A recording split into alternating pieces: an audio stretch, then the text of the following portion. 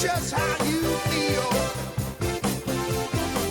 You got to roll with the punches and get to what's real. Can't you see me standing here? I got my back against the wrecking machine. I ain't the worst that you've seen. Can't you see what I mean? Might as well jump, jump. Might as well jump. Go ahead and jump, jump. Go ahead and jump. Oh, hey you, who said that? Baby, how you been? You say you don't know, you won't know until you begin. Can't you see me standing here? I got my back against the wrecking machine. I ain't the worst that you've seen.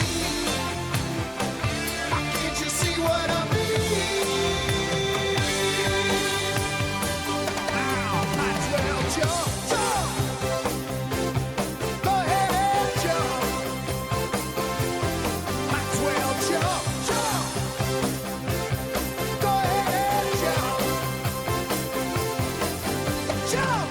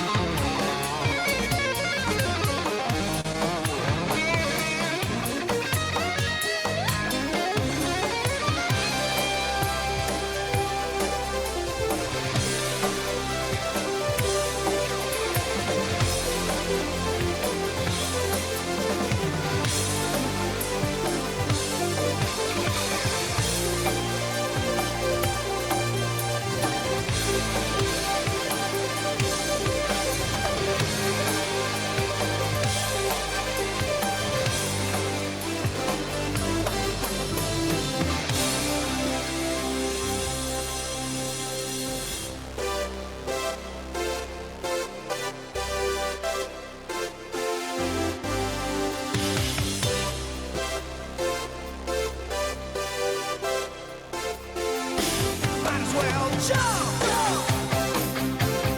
Go ahead and jump. Get it and jump. Go ahead and jump. Jump. Jump. Jump. Jump.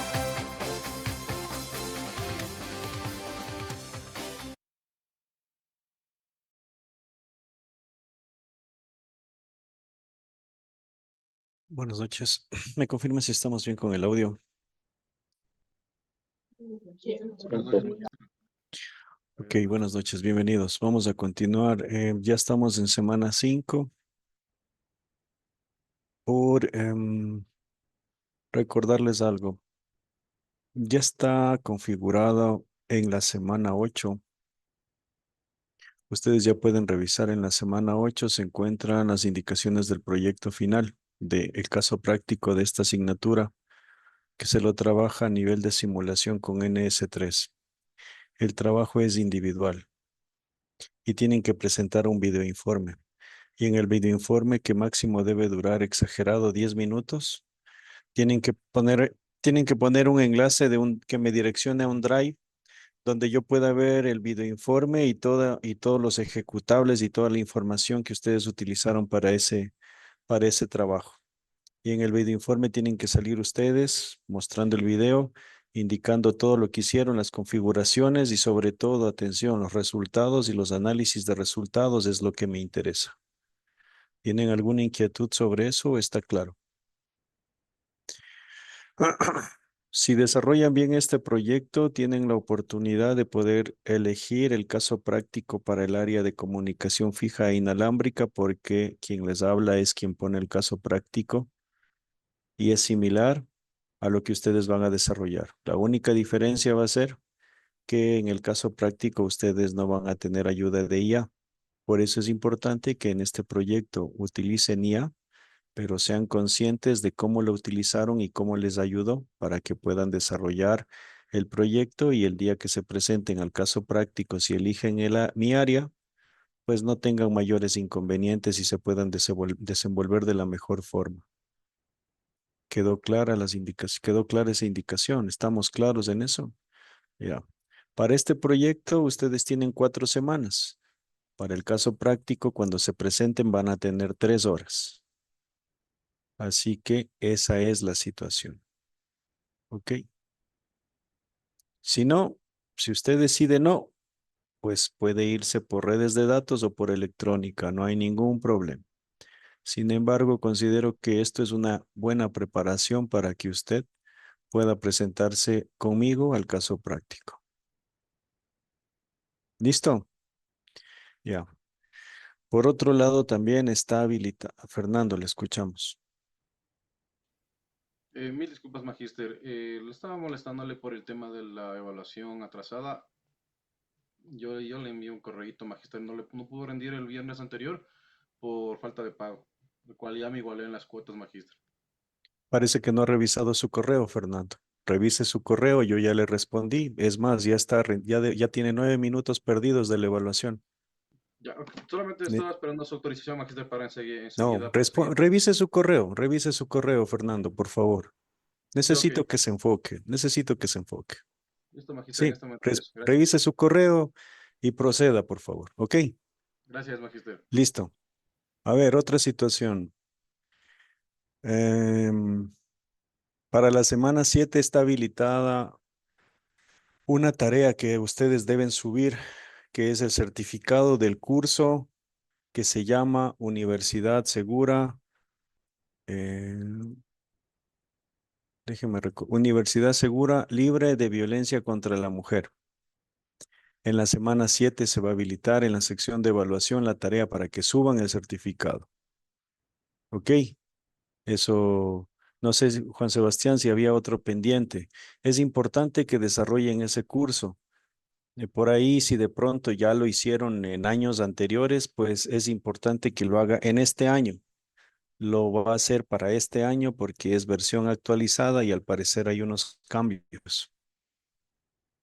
¿Ok? El curso es obligatorio, lo debe realizar y debe subir el certificado como tarea para la semana 7. Es decir, tiene 2 semanas para poder subir ese certificado. ¿Estamos de acuerdo? Sí, ok. Por si acaso, Fernando, antes de que me olvide, ese examen está con examen seguro. Puede Sí, Magíster. desarrollar el examen tranquilamente y posteriormente, cuando culmine, se conecta a la clase. Listo, Magíster. Muchas gracias. Estaba intentando conectarme con otro dispositivo, Magíster. No hay Por eso. problema, tranquilo. Luis Loza, le escuchamos. Gracias. Hice una pregunta con respecto a ese curso. Bueno, yo empecé a dar lo que es el módulo uno, pero no sé si la calificación de todas las actividades es sobre 5. No sé si alguien ya realizó esa parte, porque todo me estaba calificando sobre 5. No sé si está bien ahí. Am, si no le sale algún otro mensaje, consideraría que no hay inconveniente. Más bien, usted creo que debería seguir avanzando y ver qué es lo que pasa hasta el final con el certificado. Luis. Si se da mal una Ya. prueba, eh, eh, ahí mismo sale el mensaje que no se aprobó y que tiene la oportunidad de volver a repetir. Gracias, Daniel, por la información. Ok. Gracias, Luisito. Por si acaso el curso se encuentra en la plataforma de educación continua. Todos ustedes cuando acceden tienen una multiplataforma. ¿Sí se han dado cuenta que tienen una multiplataforma donde acceden al CIGE, al EVA, a este EVA, al EVA de continua, al EVA de posgrados, a la biblioteca del libro, al Zoom, etcétera? ¿Lo han visto? Ya. Ahí, por favor, le dan clic en la de EVA continua y ahí debe estar en mis cursos el curso que les acabé de mencionar. Universidad Segura, eh, Libre de Violencia contra la Mujer 2026. ¿Ok? Entonces, por favor, para que lo desarrollen. Ahora sí, vamos a continuar entonces. Juan Sebastián, ¿se me pasa alguna situación o todo está dicho? No, ingeniero, por el momento está todo ok. Listo, por favor, y ya que ¿dónde está? Me hizo acuerdo de esa evaluación.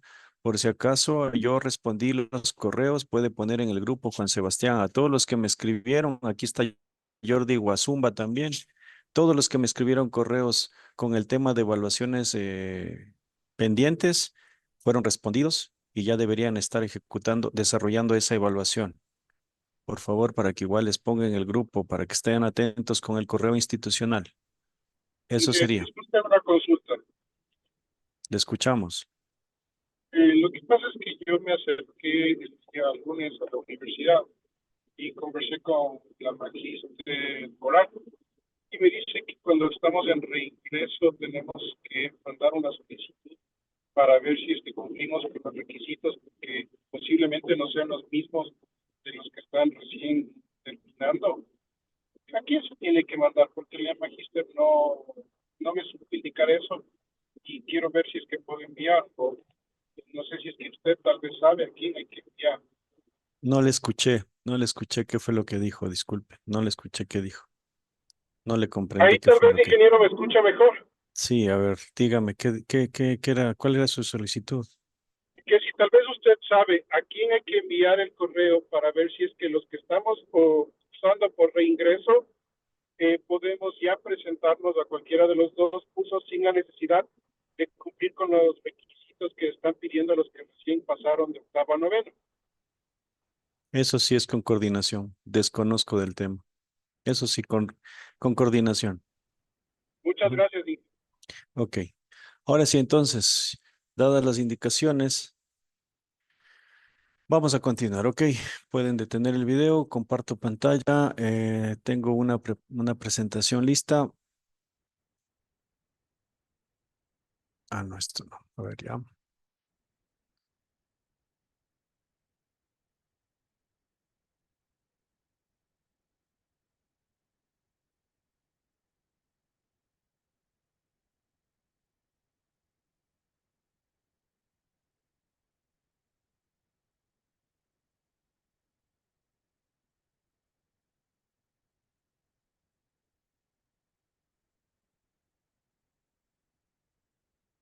Ok, por favor, nos registramos y en unos minutos empezamos a interactuar.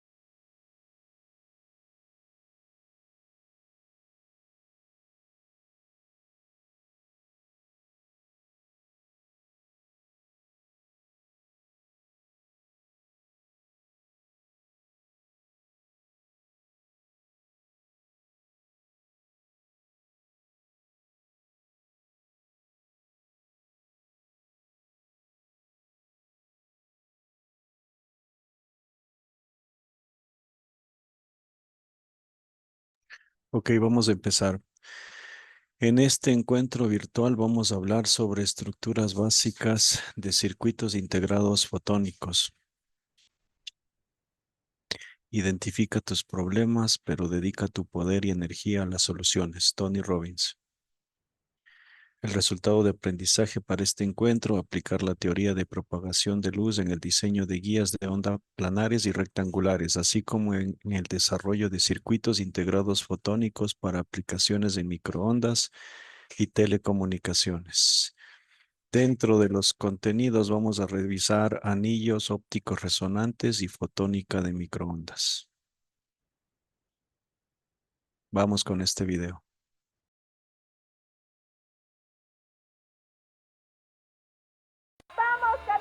Cuando haya un gol de cualquier selección, entra a la app y consigue tu cupón antes que se acabe. Pedidos ya. ¡Vamos, Canadá! Cuando haya un gol de cualquier selección, entra a la app y consigue tu cupón antes que se acabe. Pedidos ya. Me estás ocultando algo. No te estoy ocultando nada. Acabas de apartar el teléfono. Es en...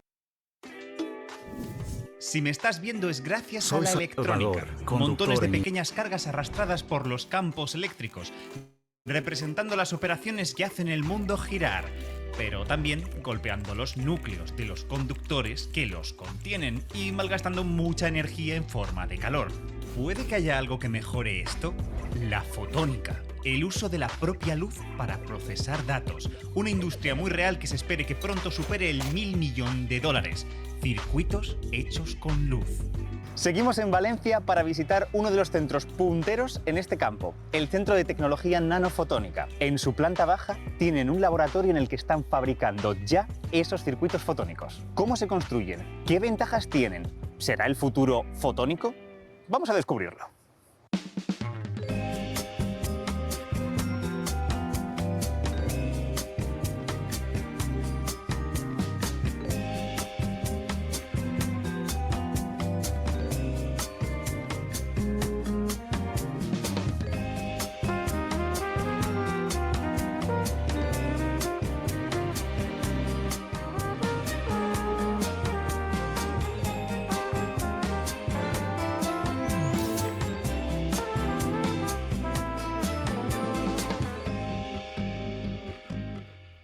Esta sala es de clase 100. ¿Qué significa eso? Se asegura que no hay más de 100 partículas por cada pie cúbico de aire. Es decir, como que en este tamaño son muy poquitas. Muy pocas partículas. Claro, vamos a hacer circuitos fotónicos. Tienes que fabricar guías de dimensiones tan pequeñas que cualquier perturbación del entorno te puede hacer que el circuito no funcione. Para las guías fotónicas, una partícula de polvo es como un pedrolo. Es Claro. te bloquea bloquea la carretera, transmisión. claro. Eso es. Empiezo por aquí. El Internet que vivimos hoy en día no sería Mr. Worldwide sin una cierta invención. Si tuviéramos que mandar 1 giga por un cable de cobre, a los 10 metros la mitad de la señal se hubiera perdido. Esto obligaría a poner amplificadores y repetidores muy seguidos, cientos de miles para cruzar el Atlántico. Por el contrario, esta pérdida solo se produce en la fibra óptica a los 10 kilómetros. Es 1000 veces más eficiente. Es por estos motivos que nuestras conexiones a distancia son todas ópticas. Traducimos nuestras señales eléctricas en pulsos láser, luz que viaja a través de la fibra hasta su destino, donde se vuelve a traducir en señales eléctricas. El éxito es tal que muchos científicos e ingenieros han estado pensando si la luz nos puede ofrecer más ventajas. Al final, cuando llegas a un centro de conmutación, lo que ahí haces es pasarlo a eléctrico, conmutar y luego volver a pasar a óptico. El hecho de poder procesar, de tener circuitería que te permita hacer todo el procesado óptico, eso te va a conferir una mayor velocidad. Vale, ¿qué necesitaríamos para hacer un circuito no de electrones, sino de luz? Primero necesitamos una fuente, un láser. Luz de alta calidad y de una frecuencia concreta. Siguiente, si queremos emparentar lo fotónico con lo electrónico, necesitamos un sistema que nos permita modificar la luz en base a las señales eléctricas que HTTPS. reciba. Un modulador. De la misma forma, necesitamos lo opuesto, un sistema que traduzca la luz en señales eléctricas. Un detector, vamos. Pero se nos olvida lo más importante, necesitas un cable, un lugar donde se pueda mover la luz. Ahora, mientras que los electrones son fáciles de reconducir, la luz es más difícil. Necesitas un material capaz de confinarla, de dirigirla, una guía de ondas. Y cómo fabricar estas guías es todo un viaje. Pues el proceso parte de una oblea de silicio. El primer paso se deposita de una resina que al final es un polímero, un plástico. Ponéis la oblea justo aquí. ¿Por qué tiene que girar? Para que la resina se deposite de forma uniforme. Posteriormente se graba con los sistemas de litografía. Esta es litografía por cañón de electrones, este equipo que veis aquí. Ese material polimérico que hemos depositado, al bombardearlo con electrones, rompes enlaces. Lo haces más soluble o menos soluble al revelador. Es como una cámara fotográfica. Con un sistema de lentes vas pintando tu circuito en la resina. Este sistema lo que tiene es muy alta resolución, porque al final vas dibujando píxel a píxel. Pero claro, como vas pintando píxel a píxel, el tiempo de exposición es lento. Aquí estamos grabando obleas enteras de 6 pulgadas en 3 horas. Otro sistema que tenemos en el ETC es el alineador de máscaras. En lugar de usar electrones, usa luz ultravioleta. Y con un solo shot, con un solo disparo, iluminando a través de la máscara, tienes tu dibujo en la resina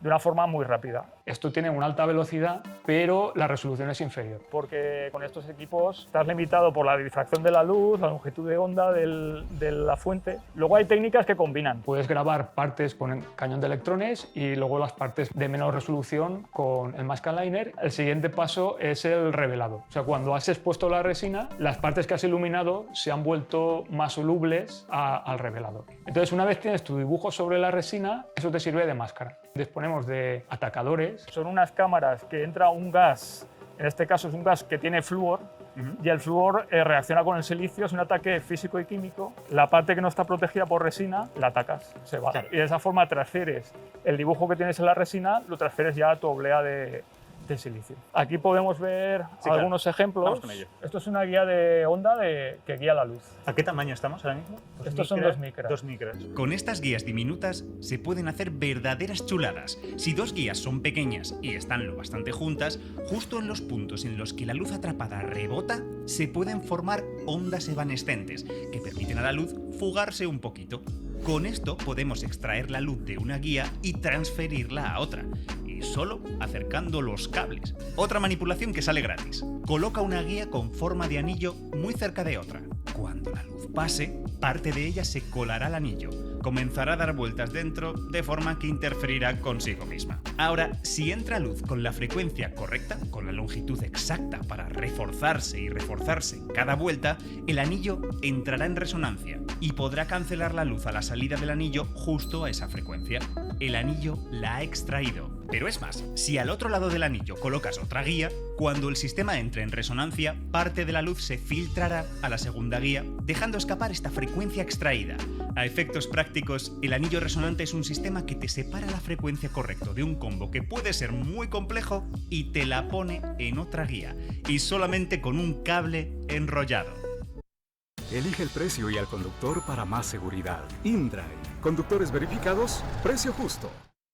La gente no te trata como eres, te tratan a cómo te perciben. A mí a veces me cuesta trabajo poner mis ideas en orden de manera... Aquí meterías un cierto espectro, ¿no? Cierto espectro. Claro, saldría de aquí ya sin esa frecuencia y lo recuperas. Lo recuperas y lo combinas. ¡Qué bonito! Lo modificas. Y en principio ya tenemos todos los elementos que necesitamos. Láser de enorme calidad, guías de onda para conducir la luz, moduladores y detectores de precisión. La fotónica ya está a la vuelta de la esquina, ¿verdad? Bueno, este es el reto. Cada uno de los componentes es de su padre y de su madre. Todos son fabulosos, sí, pero se construyen con materiales distintos, algunos de ellos raros y cuya manipulación industrial y a gran escala no está ni de lejos resuelta. Hay un trecho muy grande entre los dispositivos hechos artesanalmente para experimentos y lo que puede llegar al mercado. Sin embargo, en los últimos tiempos, algunos expertos han intentado atacar el problema desde otro punto de vista. ¿Y si utilizamos el conocimiento industrial que ya tenemos? Sabemos perfectamente cómo fabricar electrónica sobre silicio. Es el material base de todos nuestros dispositivos, toda una industria funcionando a diario. Así que, en vez de usar esta paleta de materiales, ¿podríamos crear una fotónica basada en el silicio y ahorrarnos todos esos pasos? Qué bien que el silicio guía la luz. Es muy inteligente aprovechar todo ese know-how, que todas esas fábricas que hay ya para fabricar circuitos en masa. Abaratas costes y es una tecnología que puede llegar a todas partes del mundo. Se aprovecha todo el conocimiento que se tiene en la industria de microelectrónica para la fabricación de este tipo de circuitos. Vale, pero ¿y los moduladores? ¿Cómo controlas los flujos de luz? Ojo a esta forma. Vale, esta es muy divertida. Si os fijáis, la luz va a ir por cada una de estas guías de onda, tanto por arriba como por abajo. Lo que ocurre es que en la vía de arriba, esta espiral de abajo es un poquito más pequeña que la de arriba. Eso lo que va a hacer en el fondo es que la luz que vaya por arriba tiene que recorrer un poquito de camino más. Al final, cuando las dos ondas se vuelvan a juntar, lo que va a ocurrir es que una va a estar un poquito desfasada respecto a la otra. Si luego las combinas, lo que has hecho es cambiar las propiedades de la luz. Pues eso, un sistema dentro de un circuito óptico que es solo camino, o sea, no has añadido realmente nada más, es puro camino, pero que puedes cambiar las propiedades de la luz gracias a ella. Pero, ¿y si quieres controlarlo a tiempo real? Cambiar la fase a voluntad. Una solución es darle calor. Al fin y al cabo, cuando la luz atraviesa la guía de ondas, está atravesando un material, un lugar lleno de átomos que absorben la luz y la remiten. La luz en el vacío viaja a la clásica velocidad de la luz, pero cuando va por un material, va más lento por todo el pinball que la obligamos a hacer. Así que, si con una resistencia caliento la guía de onda, los átomos se agitarán más rápido y más le costará a la luz avanzar. Es decir, que tocando un botón puedo cambiar la velocidad de la luz en el dispositivo. Puedo modular su fase solo con calor. Aún así, este proceso es demasiado lento. En el mundo real necesitamos hacer operaciones a alta velocidad. Por eso, a nivel comercial, se utiliza este otro método. Dicho grosso modo, haces pasar la luz por un material en el que controlas el número de cargas que tiene, los obstáculos en los que rebota la luz. Aún así, son moduladores muy grandes, por lo que se investiga cómo integrar nuevos materiales para ganar tanto en velocidad como en miniaturización. Y este no es el único caso en el que se recurre a otros materiales. Para hacer que el silicio sea capaz de detectar luz, hay que combinarlo con otro material, el germanio, en el sitio correcto. Y, por supuesto, está el gran problema: el láser. Desde hace décadas se lleva buscando cómo hacer un láser basado en silicio. Todavía no se ha conseguido. Así que la solución temporal es depositar, ahora sin remedio, un combo de materiales que permitan producir luz. Ventajas que tiene el silicio para la electrónica no las tiene para la fotónica. Tenemos que complementar el silicio con otras cosas, pero eso también es muy divertido. Yo vengo un poco del campo de física de materiales, física de la materia condensada. Entonces lo que yo hago es traerme materiales menos convencionales e incluso tecnologías para caracterizar. ¿Para qué? Pues para darle nuevas funcionalidades. Por ejemplo, ahora estamos trabajando en proyectos de sensado de alérgenos. En un mismo chip conseguir detectar varios alérgenos. O sea, en muchos sistemas actuales eso no lo puedes realizar. Tienes que tener, en este caso, uno de nuestros chips fotónicos, te puedes tener anillos o otro tipo de estructuras resonantes que funcionalizas con este tipo de prueba química. Entonces, en una misma prueba puedes obtener resultados para varios alérgenos o para varios virus, por ejemplo. COVID, gripe A, gripe B y otro tipo de virus. La puedes tener, por ejemplo, en aplicaciones de seguridad alimentaria, detectar bacterias y detectar químicos. En definitiva, ¿es el mundo que nos viene completamente fotónico? Se tiene que llegar a una convivencia, o sea, ver las partes que funcionan mejor en óptica, llevarlas a óptica, y las partes que la electrónica tiene su ventaja, pues mantenerlas en electrónica. El proceso al principio siempre comienza así. Parece muy complicado y luego se va integrando y se va simplificando, ¿vale? La electrónica ahora nos parece muy simple, pero en su comienzo no era nada simple. Y el láser, aunque parezca una tecnología complicada, es una tecnología para fabricar luz que conocemos ya muy bien. La ventaja del NTC es que es un territorio totalmente interdisciplinar. Empezando, como yo empecé en temas de electrónica, pues he visto la aplicación que puedo tener en fotónica y cómo esos circuitos se pueden aplicar también para temas de detección de moléculas. Tenemos esta capacidad de crear no solamente dispositivos nuevos, sino incluso metodologías de caracterización, porque claro, tú fabricas algo, pero tienes que comprobar que eso funciona. Porque en tu propia casa diseñas tu dispositivo, puedes bajar a la sala limpia a ver cómo el personal especializado en esculpir estos diseños que tú has creado en tu cabeza primero, se realizan. Aquí lo tenemos súper bien montado. Y esto ha sido todo. Nos vemos muy pronto con un poquito más de ciencia. Y como siempre, muchas gracias por vernos.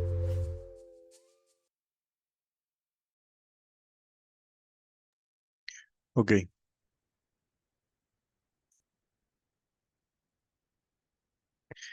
Si los electrones han definido la tecnología del siglo XX, ¿por qué creen que solo los fotones son capaces de sostener el tráfico de datos de una civilización que genera zettabytes de información?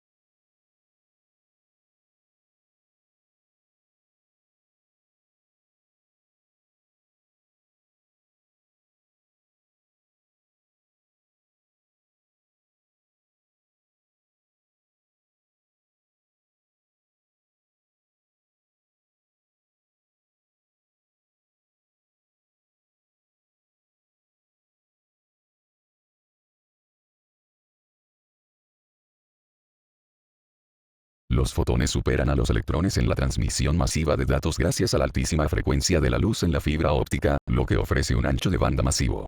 Además, al no tener carga eléctrica, los fotones sufren de una atenuación mínima a largas distancias y son Vamos inmunes al revisando ruido respuestas. electromagnético. Nos dicen, Finalmente, los fotones son capaces de sostener grandes volúmenes porque transmiten información con alta velocidad, bajas pérdidas y sin verse tan afectados por interferencia electromagnética.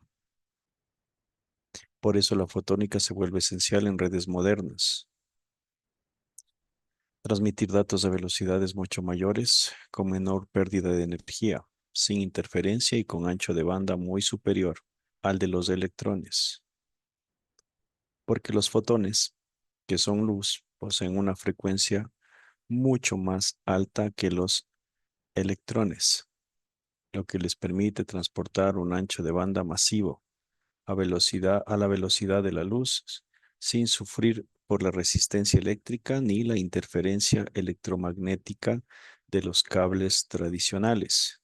Los fotones son capaces de reemplazar a los electrones para poder transmitir grandes cantidades de información gracias a las mínimas pérdidas y altas velocidades, lo que radicaría en que superan las limitaciones de la electrónica tradicional, permitiendo un procesamiento óptico de banda ancha ultra rápida, menor atenuación y resistencia a interferencia electromagnética. Porque los fotones viajan a la velocidad de la luz, no generan calor por resistencia física y tienen ancho de banda casi infinito. Los electrones simplemente se quedan rezagados y cocinarían los cables con tal volumen de datos. Porque los electrones son extraordinarios para procesar y almacenar información, pero los fotones son superiores para transportarla. Pueden recorrer miles de kilómetros por fibra óptica con pérdidas mínimas, inmunidad a la interferencia electromagnética y capacidad de transmisión superior.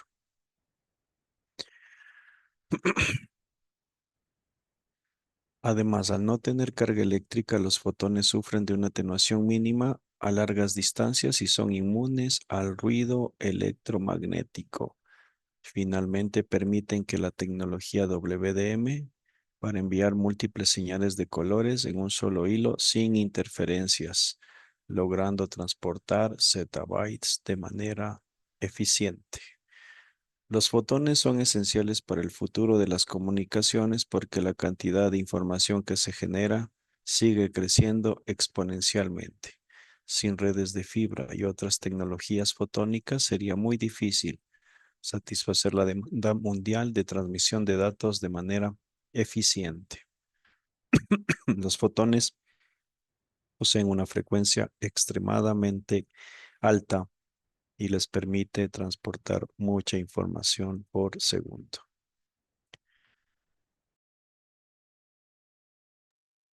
Ok. Deben visualizar esto en el slide, una simetría. A la izquierda vemos una escala micro donde se confinan los fotones en guías de onda de silicio y a la derecha, en cambio, una escala macro donde tenemos torres 5G y satélites. Pues la idea es que nuestra capacidad de redes depende hoy de una sola cosa: la habilidad física para manipular luz dentro de un chip de silicio. Vamos con este podcast.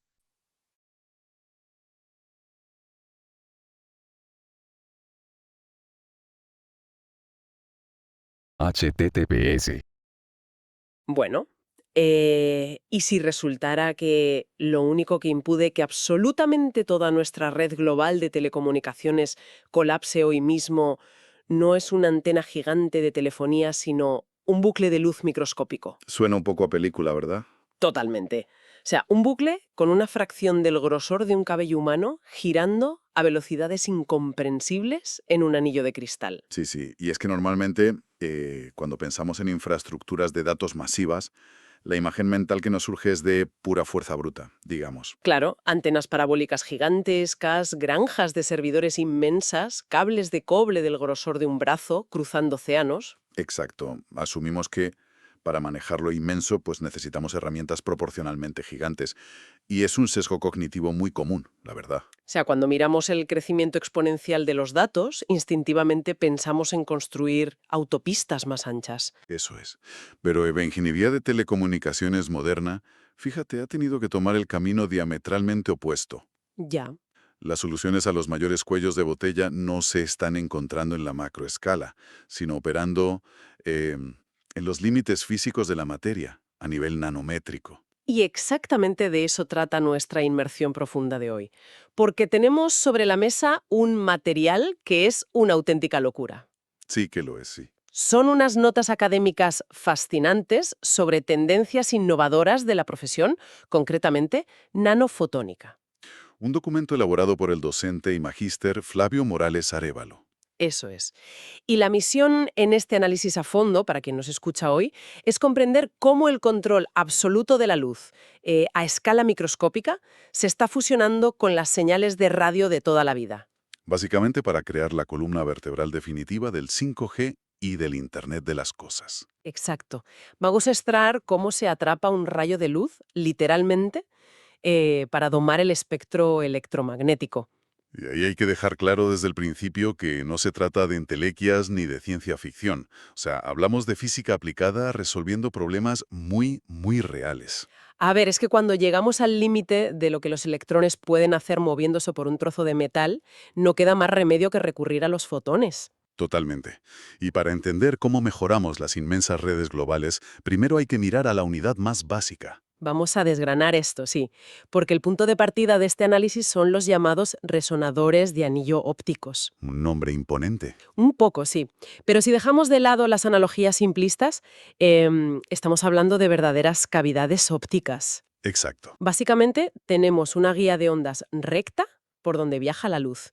Y justo al lado, acoplada a una distancia casi, digamos, ridículamente pequeña, una guía de ondas en forma de anillo cerrado. Eso es.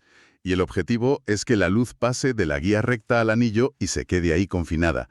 Se basa en el principio de la recirculación resonante. ¡Ostras! Y el mecanismo físico subyacente es bellísimo, de verdad. La luz que viaja por la guía recta genera lo que llamamos un campo evanescente. Un campo evanescente. Suena a magia. Bueno, es una especie de eco electromagnético, digamos, que se filtra ligeramente fuera del material. Vale, lo pillo. Entonces, si colocamos el anillo lo suficientemente cerca, dentro de ese campo evanescente, pues parte de la energía luminosa salta hacia el anillo. Ya. Y una vez dentro, la luz empieza a dar vueltas. Exacto. Pero aquí está el kit de la cuestión, ¿eh?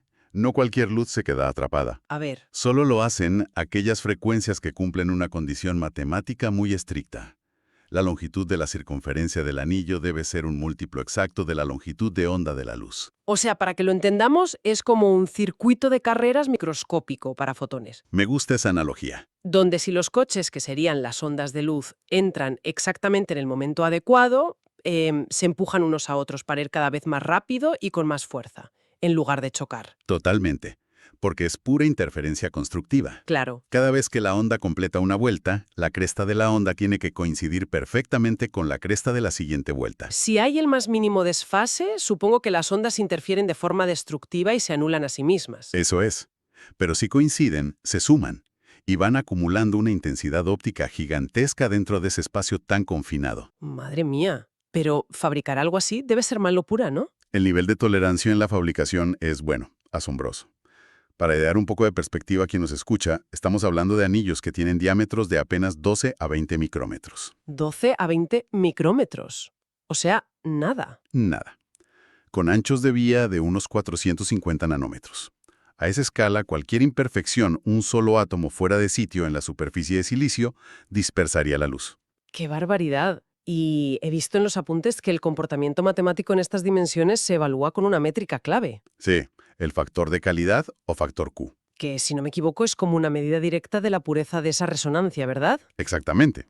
En términos prácticos, pues el factor Q mide cuántas vueltas completas puede dar un fotón dentro del anillo antes de, bueno, perderse por disipación interna. o por acoplamiento de vuelta hacia el exterior, ¿no? Eso es, un anillo perfecto, digamos con cero pérdidas, tendría un factor Q infinito.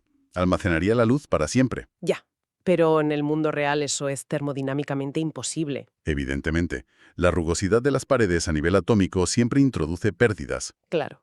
Pero mediante un diseño muy meticuloso del radio del anillo y de esa pequeña separación con la guía recta, se logran factores Q lo suficientemente altos. Para amplificar y manipular la señal luminosa con una precisión casi quirúrgica. Exacto. Y otra métrica vital que aparece en el documento es el rango espectral libre, o FSR por sus siglas en inglés. A ver, explícanos eso. Nos indica matemáticamente a qué distancia se encuentra una frecuencia resonante perfecta de la siguiente. Vale, a ver si lo entiendo. Somos capaces de fabricar estas cavidades diminutas con tolerancias de nanómetros para atrapar y amplificar frecuencias de luz muy específicas, Sí. basándonos en la pureza de ese factor Q. Pero la pregunta que surge de forma natural es, ¿para qué queremos luz dando vueltas en círculos? Es la pregunta clave. O sea, tenemos la herramienta, pero ¿cuál es la aplicación real en una red de telecomunicaciones masiva? Pues la aplicación más directa y, digamos, intuitiva es el filtrado. Vale. Imaginemos que por la guía de ondas principal viajan cientos de longitudes de onda diferentes de forma simultánea. Es lo que en telecomunicaciones llamamos multiplexación por división de longitudes de onda. Que es el estándar actual, claro. Exacto. Pues si acoplamos un anillo cuyo radio está calibrado milimétricamente para entrar en resonancia con un color específico de luz. Digamos, una longitud de onda exacta que porta un canal de datos concreto. Exacto.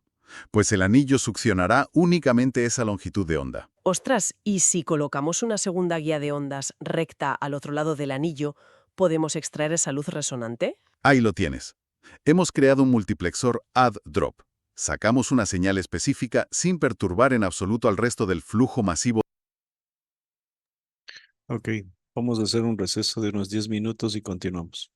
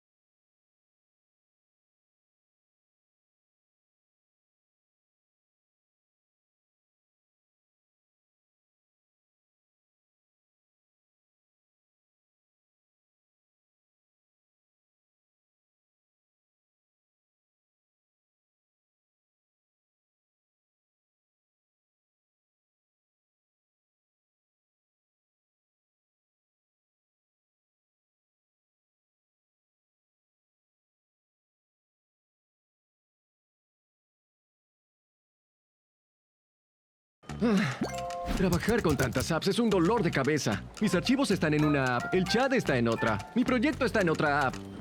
Wow, son demasiadas apps, Daniel. Necesitas ClickUp. Desde el corazón del mundo cuántico, bienvenidos a esta retransmisión de la NanoCar Race 2022, la carrera de coches más pequeña del universo, miles de millones de veces más pequeña que cualquier otra que hayan visto. Dejen sus prejuicios a un lado y prepárense para una jornada con pistas de oro puro, pilotos con doctorado, vehículos moleculares. Un equipo de carreras de nanocoches. Después de hacer el postdoc. Doctora en nanociencia del canal Size Matters. De la trasera y con un diseño que le permite desplazarse de manera controlada sobre una superficie. Y ya está, por no tener no hace falta ni que tenga ruedas. Es cierto, algunos sí las llevan.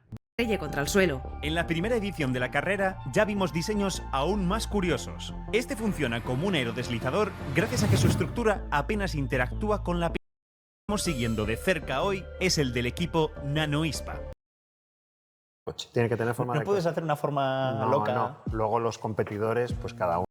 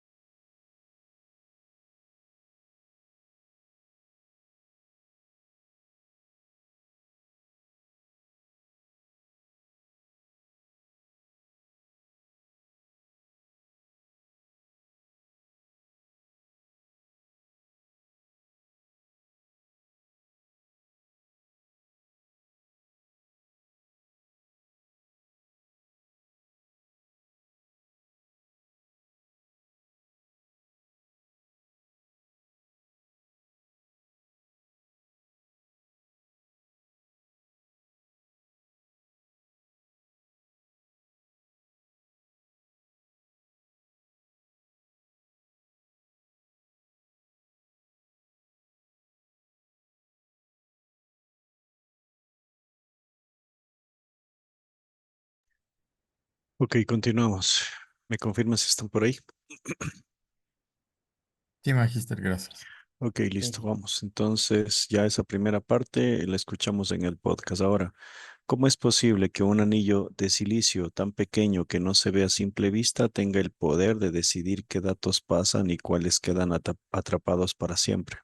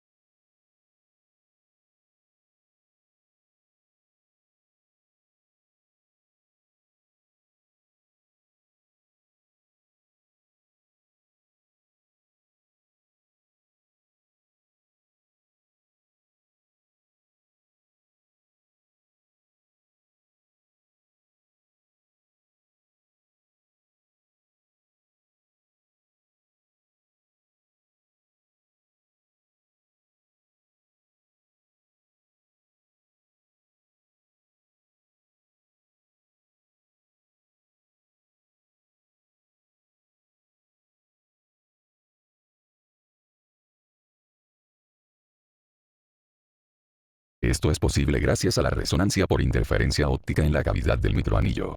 Las longitudes de onda cuya dimensión coincide de forma exacta con el perímetro del anillo entran en interferencia constructiva, recirculando y quedando atrapadas o filtradas. Las demás frecuencias sufren interferencia destructiva, ignoran el anillo y continúan directo por la guía de onda. Ajustando el índice de refracción del silicio, Ok, el vamos chip viendo qué conmuta nos dice. instantáneamente cuáles colores. Se debe a la estructura de su construcción. Caminos más largos hace que se genere un desfase, lo que puede ayudar a filtrar luz. El anillo de silicio se debe a frecuencias y a longitudes de onda que pasan dentro del anillo y que deben estar sincronizados. El anillo funciona como filtro y aunque sea muy pequeño, solo deja entrar y circular luz que tiene longitud de onda correcta. Las demás señales no cumplen esa condición y siguen de largo por la guía. Como ya dijeron, actúa como un filtro óptico. Mm, Así, un componente microscópico puede controlar enormes volúmenes de información a velocidades extraordinarias. Eh, un anillo óptico resonante funciona por resonancia óptica. Solo las señales de luz, datos que coinciden exactamente con el tamaño del anillo se acoplan y entran en él, quedando desviados o atrapados mientras que el resto continúa su camino de largo. Al alterar microscópicamente el anillo con calor o electricidad, se decide al instante qué frecuencias pasan y cuáles no. Gracias a la resonancia por interferencia óptica en la cavidad del microanillo, las longitudes de onda cuya dimensión coincide de forma exacta con el perímetro del anillo entran en interferencia constructiva, recirculando y quedando atrapadas o filtradas. Las demás frecuencias sufren interferencia destructiva, ignoran el anillo y continúan directo por la guía de onda.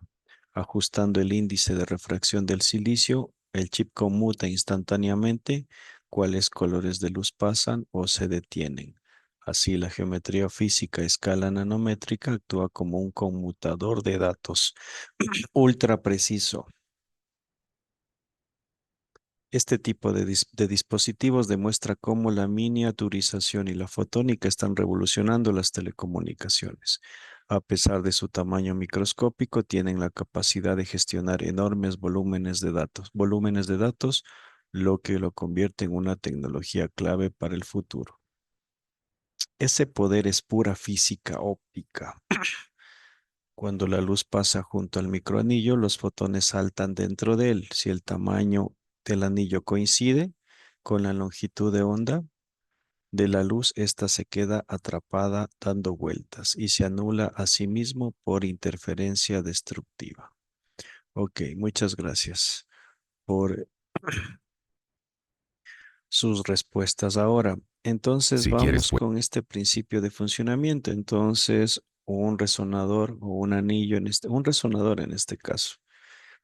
Como pueden ver aquí, es una cavidad donde recircula la luz y la confina en un espacio muy pequeño.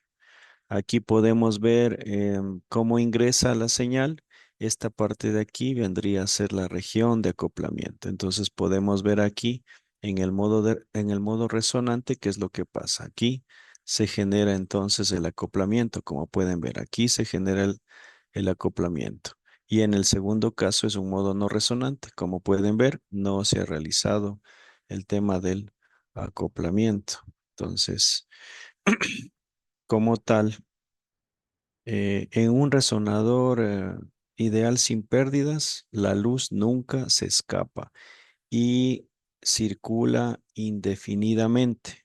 Lo que habíamos escuchado, Q tiende a infinito. Pero en la práctica hay pérdidas por atenuación, acople y dispersión. Y esto define un factor de calidad Q que viene a ser finito. Ok. ¿Por qué son útiles estos anillos? Como tal, y ustedes también ya lo mencionaron, filtros, funcionan como sensores también, ante variaciones de índice o temperatura, como moduladores y switches, ¿sí? Modulando el índice efectivo, cambiando la condición resonante y bueno, en este caso abriendo y cerrando la transmisión.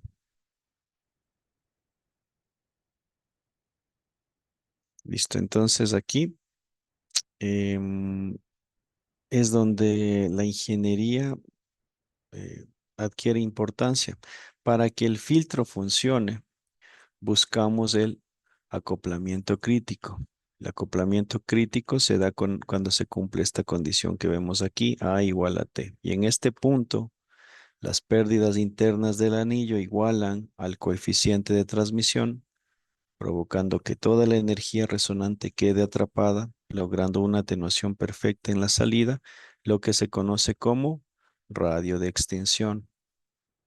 Y sin ese equilibrio, el filtro pues se fugaría la señal.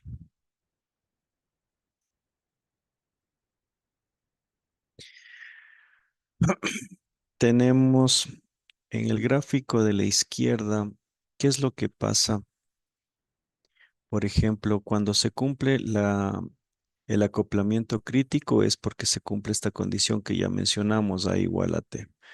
Aquí tenemos un caso en el que A es igual a 0.8. Aquí tenemos un sobreacoplamiento cuando A es mayor a T y aquí tenemos un bajo acoplamiento cuando A es menor que T. Todo esto igual lo vamos a revisar la próxima clase con el simulador. Ok, entonces, ¿qué podemos ver? En el eje X, aquí están los coeficientes de transmisión y en el eje Y tenemos la potencia de salida. Ok. Entonces ya hablamos de las condiciones, tanto menor que, mayor que e igual que, donde se genera pues el máximo radio de extinción, aquí como pueden ver. Acá, en cambio, tenemos una igual a 8, pero tenemos diferentes t. T igual a 0,55, T igual a 0,8 y T igual a 0,95. Entonces, el ancho de banda tiene que ver cuando mayor es el acoplamiento, es decir, cuando menor T, tenemos entonces el notch o el ancho más ancho, por así decirlo. Y cuando tenemos un menor acoplamiento, es decir, un mayor T, tenemos un notch más estrecho. ¿Ok? Entonces aquí podemos ver que el mayor es el de 0,95. ¿Ok?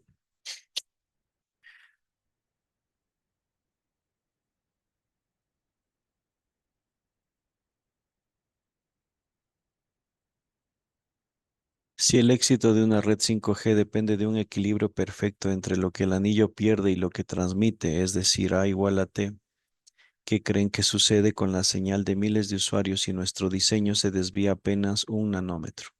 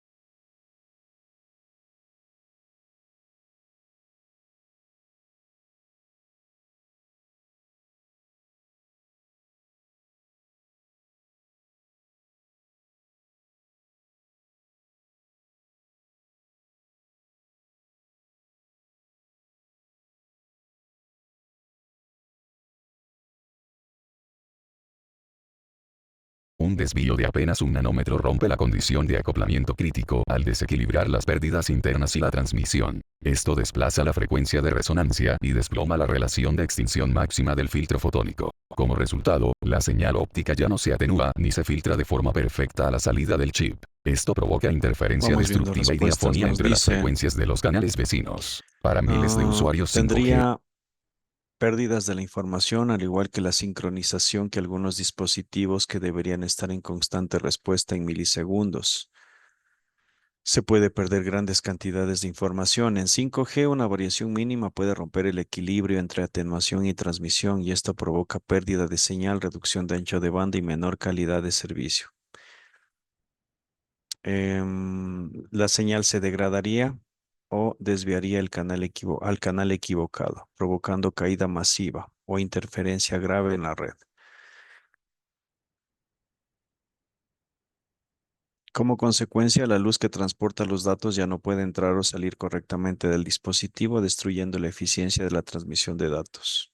En una red 5G, esto puede traducirse en pérdidas de datos, mayor interferencia y una reducción significativa del rendimiento para miles de usuarios simultáneamente. En una red con muchos usuarios, un pequeño desbalance puede causar pérdidas, interferencia y menor calidad de comunicación. Esto desplaza la frecuencia de resonancia y desploma la relación de extinción máxima del filtro fotónico. Como resultado, la señal óptica ya no se atenúa ni se filtra de forma perfecta a la salida del chip. Esto provoca interferencia destructiva y diafonía entre frecuencias de canales vecinos. Para miles de usuarios 5G, esta mínima variación se traduce en caída de conexión. El éxito de 5G depende de un equilibrio exacto entre potencia transmitida, pérdida de canal, interferencia y capacidad de corrección, garantizando que miles de usuarios puedan comunicarse simultáneamente con alta velocidad y baja latencia. Al perderse el equilibrio perfecto entre pérdida y transmisión, la luz rebota de forma caótica. Para los usuarios, esto significa un apagón instantáneo de conectividad. Dado que redes 5G dependen de una sincronización y una precisión espectral extremadamente fina, esta desviación puede causar una desconexión masiva de miles de usuarios. Para caracterizar estos dispositivos usamos tres métricas: FSR, que es la distancia entre canales, FWHM, que define qué tan estrecho o selectivo es nuestro filtro, y el factor de calidad Q, donde un factor Q alto significa que la luz se mantiene confinada por más tiempo antes de perderse, lo que equivale a una resolución espectral superior.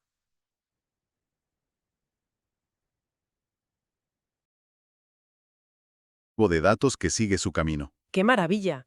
Y entiendo que esto se puede escalar, ¿no? O sea, si un anillo hace un filtrado básico, pues colocar varios anillos en cascada permitirá respuestas muchísimo más complejas. Así es. Es la teoría clásica de filtros electrónicos, pero llevada directamente al dominio óptico. Ya. Colocando 3 o 5 anillos en una configuración acoplada, se puede aplanar la banda de transmisión y lograr una caída súper abrupta en los bordes. Bloqueando las interferencias de canales adyacentes con una eficacia brutal, me imagino.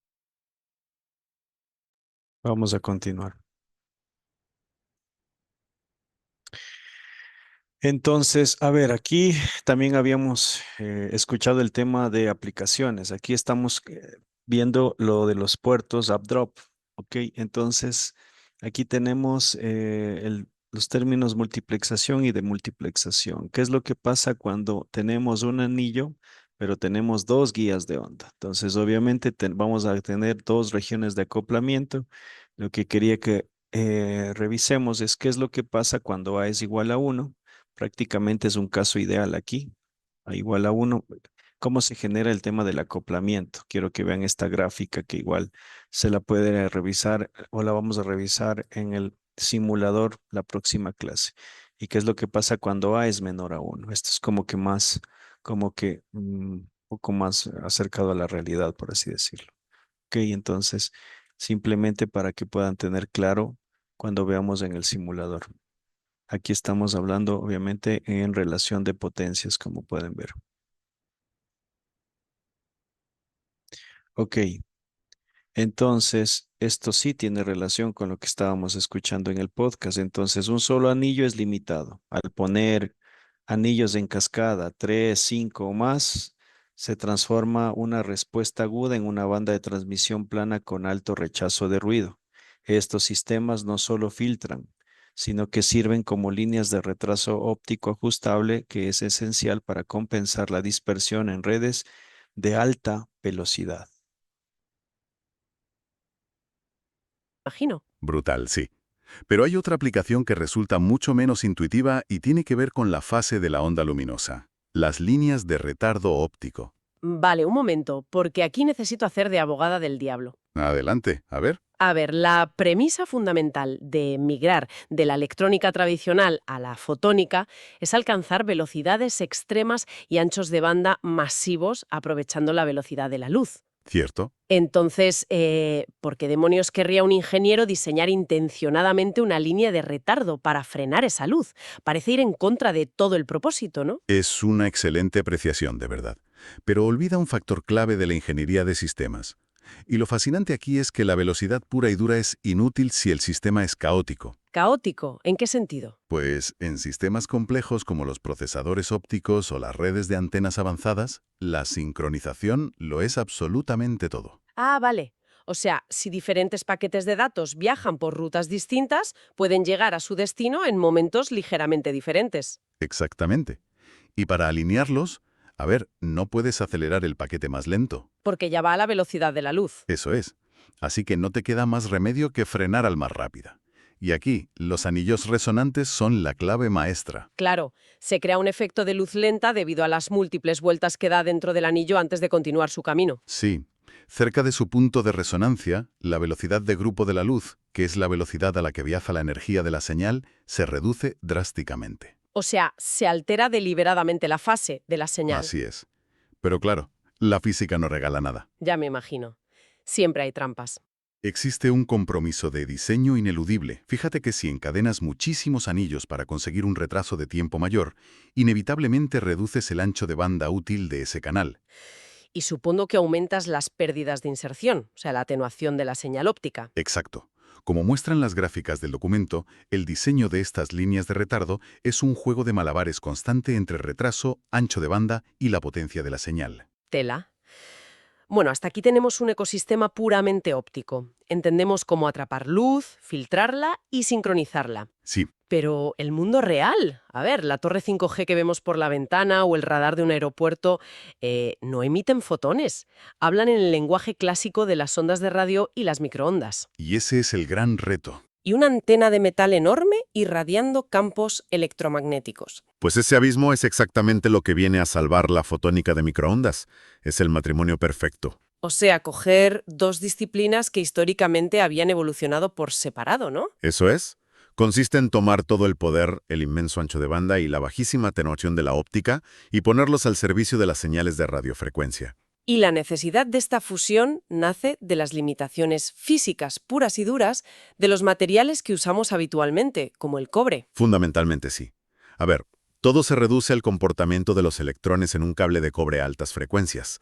¿Qué les pasa? Pues, a medida que subimos la frecuencia de una señal eléctrica hacia el rango de los gigahertz o las ondas milimétricas del 5G, ocurre un fenómeno conocido como el efecto pelicular. Efecto pelicular. ¿Sí? La corriente eléctrica deja de fluir por todo el volumen interior del cable y es empujada hacia la superficie, hacia la piel del conductor. Y me imagino que la resistencia del cable se dispara brutalmente. Se dispara de una forma insostenible, además de las pérdidas dieléctricas. En resumen, intentar enviar una señal de muy alta frecuencia por un cable de cobre a lo largo de varios kilómetros provoca que la señal simplemente se desvanezca en forma de calor, supongo. Exactamente. Te quedas sin señal. Entonces, ¿qué significa todo esto? Que la fotónica de microondas actúa como un traductor bilingüe, ¿no? Es una forma perfecta de verlo. Electricidad en el punto de destino.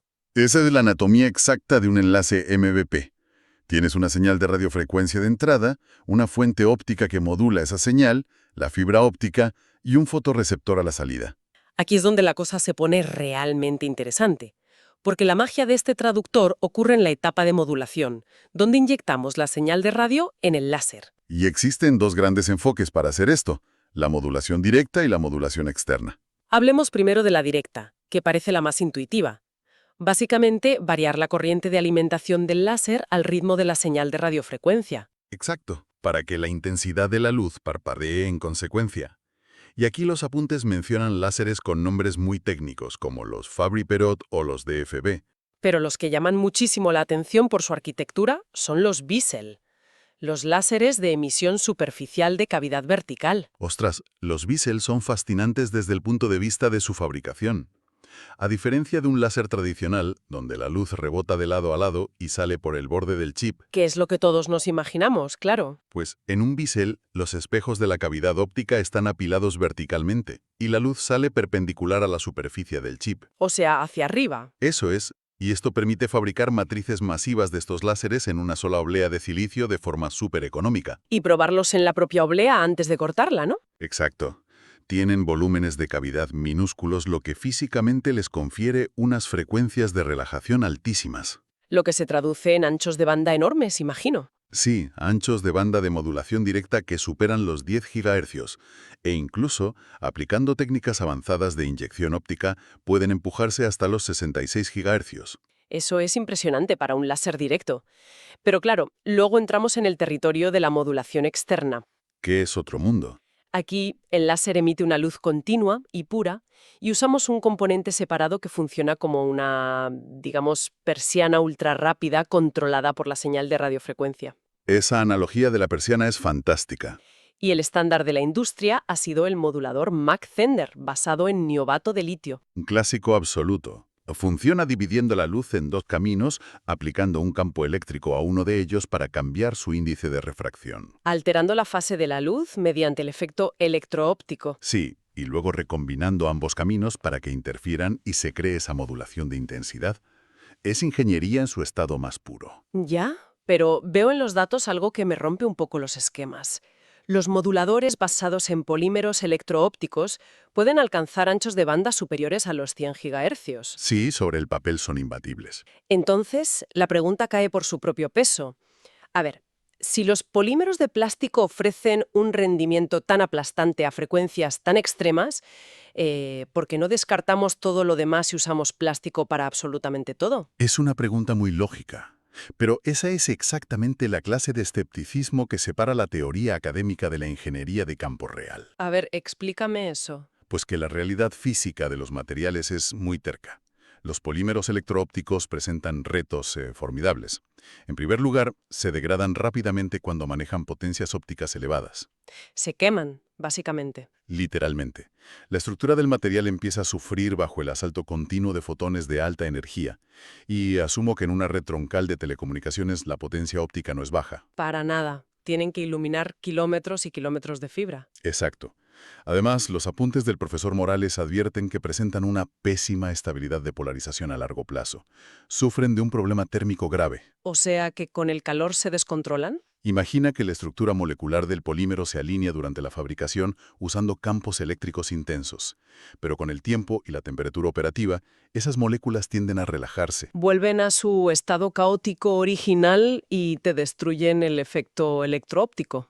Ahí lo tienes. Así que, aunque el niobato de litio es más difícil de integrar con el silicio y es más voluminoso, sigue siendo el caballo de batalla indiscutible, porque es muy robusto. Ya veo.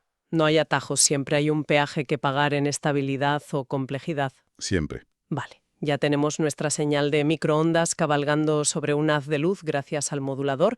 Ahora entra en la autopista, que es la fibra óptica monomodo. Y aquí la ventaja frente al cobre es aplastante, de verdad. Estamos hablando de una atenuación de apenas 0,2 decibelios por kilómetro a 1550 nanómetros. O sea, podrías enviar luz a lo largo de decenas de kilómetros y apenas perderías la mitad de la potencia. Es una transparencia que desafía la intuición humana. Fíjate, si el océano estuviera hecho del mismo cristal de sílice puro que el núcleo de una fibra óptica, podrías estar de pie en el fondo de la fosa de las Marianas y ver perfectamente las nubes en el cielo. ¡Madre mía, qué barbaridad!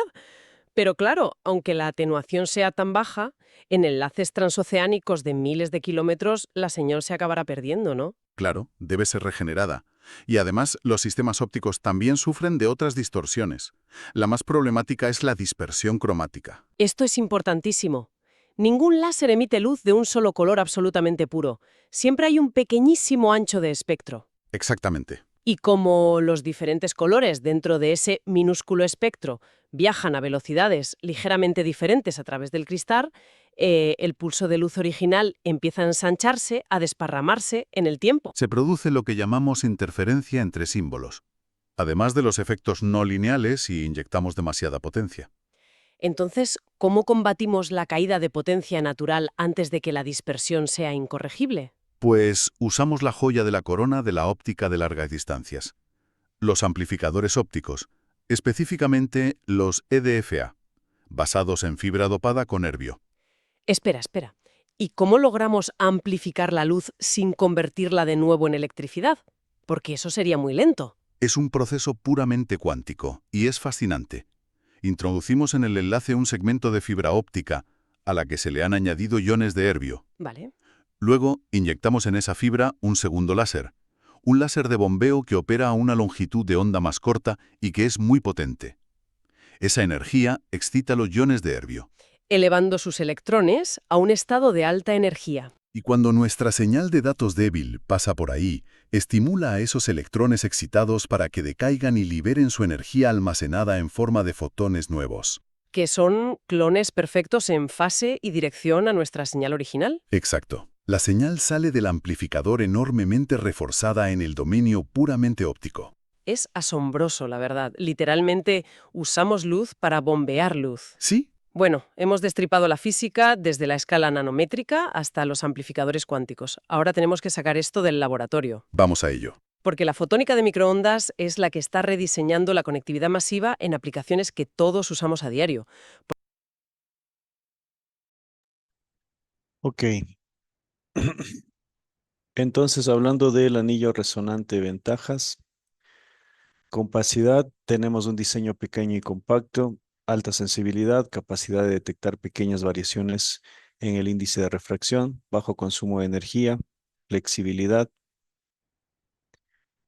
Dentro de los desafíos, pues en la fabricación, por el control preciso de dimensiones y forma del anillo, sobre todo para alcanzar características de resonancia, minimizar pérdidas de luz durante el acoplamiento y evitar cambios en las propiedades ópticas del anillo debido a variaciones de temperatura.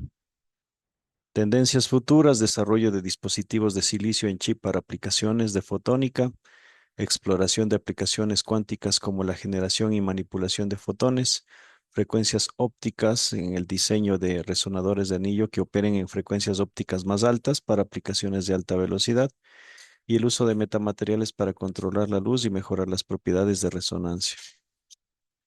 En resumen, las guías de anillo óptico resonante son componentes ópticos compactos y versátiles, ofrecen numerosas ventajas, incluyendo alta sensibilidad y bajo consumo de energía.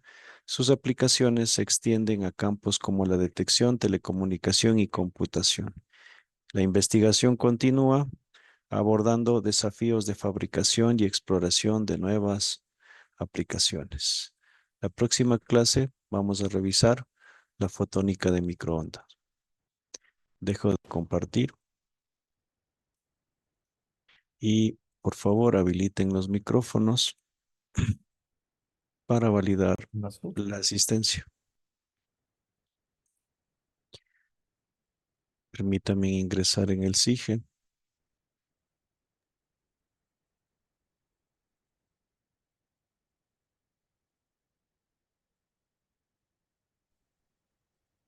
Semana 5. La próxima clase continuamos y revisamos lo del simulador y hacemos el taller correspondiente.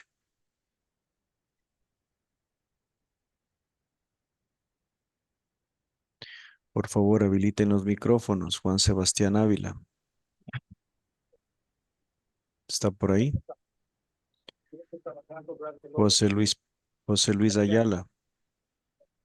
Buenas noches. Diego Carrión. Presente. José Luis Ayala está por ahí. Sí, Inge, buenas noches. Carlos Ceballos. Presente, ingeniero, buenas noches. John Chamorro.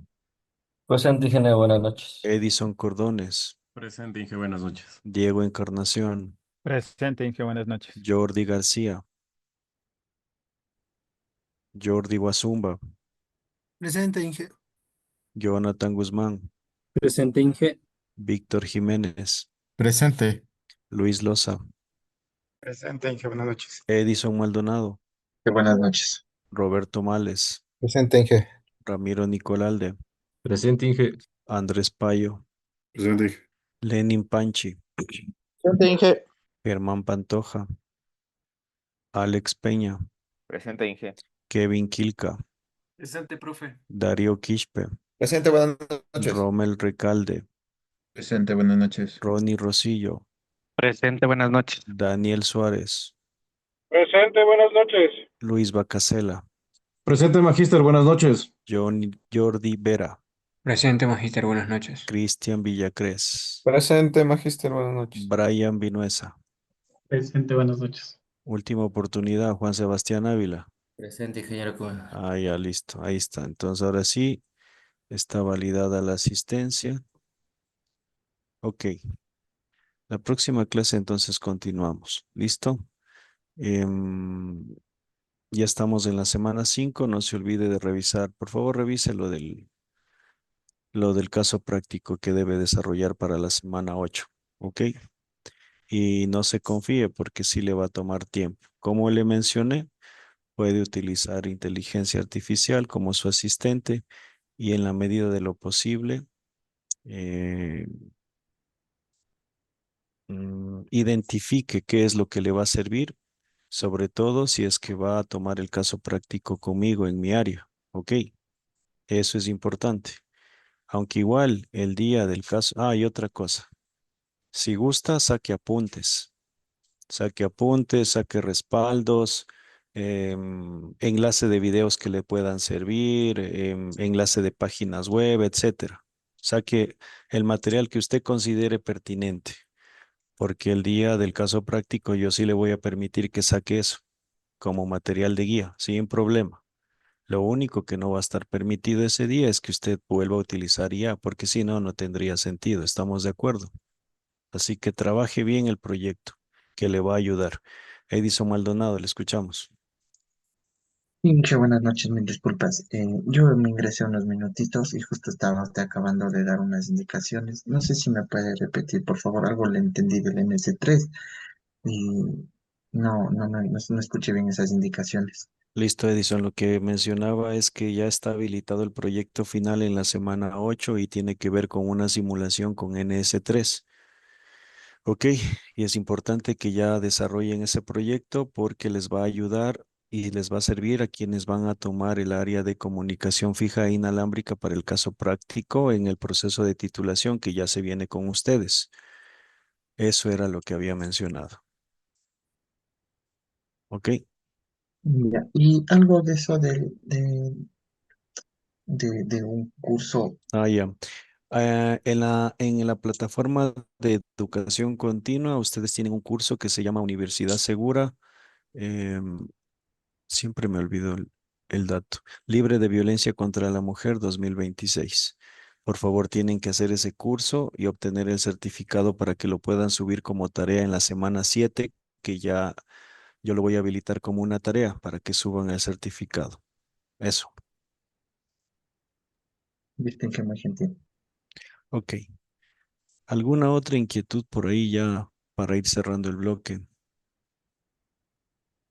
¿No? Ok.